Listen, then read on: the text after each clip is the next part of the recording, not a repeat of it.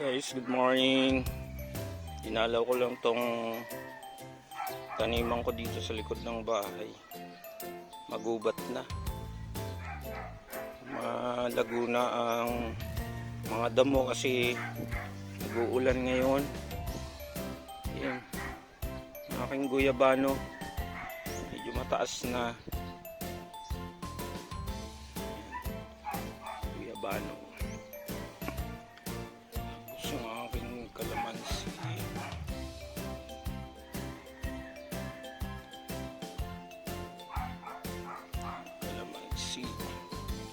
Yung talong, dahil mabilis mamunga, hindi ko maagad. Yan, hinahinog ko na. Gagawin kong binhi. Yan, talong.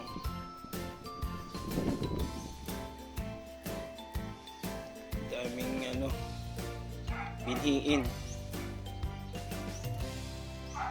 Yan yung kalamansi. Yung isang puno ko ay lumago na.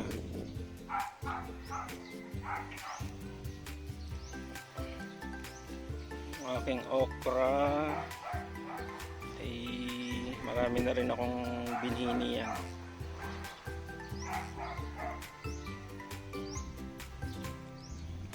Kalamansi, maraming bunga. Guys, mayroon akong dwarf coconut.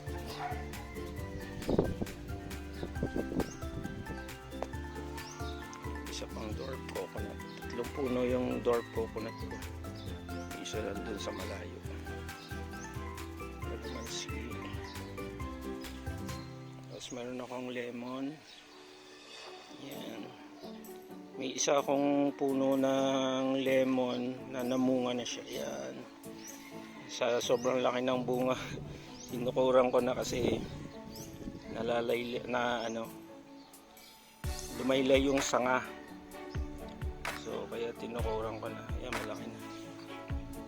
Yan guys, nakakatuwa. So pa lang siya.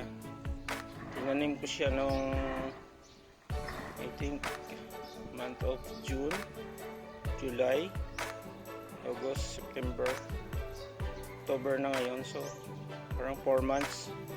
Sabi nila 2 years daw bago mamunga. Pero ilang buwan pa lang namunga na siya agad. So that's good. Tapos ito pa, lemon. Ito pa, 4 na puno yung lemon ko. Yung kalamansi ko 5 puno. And the rest is guyabano. Ayan. So, meron akong papaya doon. Papaya ko. Yung isa ay nabali nung aso.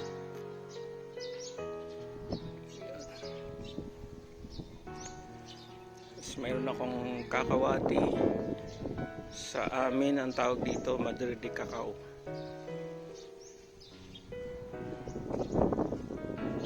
Pagka ito ay lumaki ang puno, sarap tumambay dito.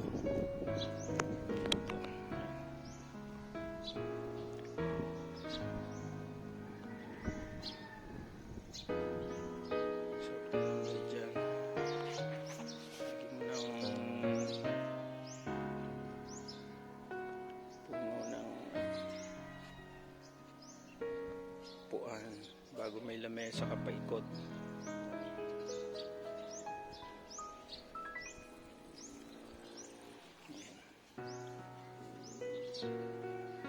Ito ay hindi ko pa napabakod ng ayos kasi ang bakod ko hanggang dito lang, hindi pa nasagad hanggang dun sa dulo kasi pag binakod ko masasarhan dahil may mga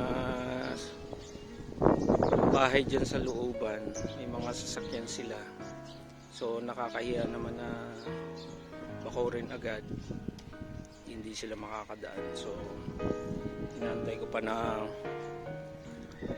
ayos ng barangay yung daan, kasi kailangan magiging barangay road siya para maging public road, hindi siya magiging private road.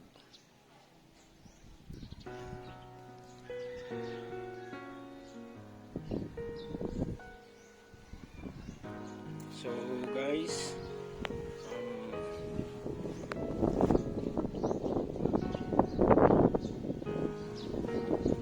nakita nyo yung aking libangan. Pagka ako na may mag-aasarol na naman sa isang araw.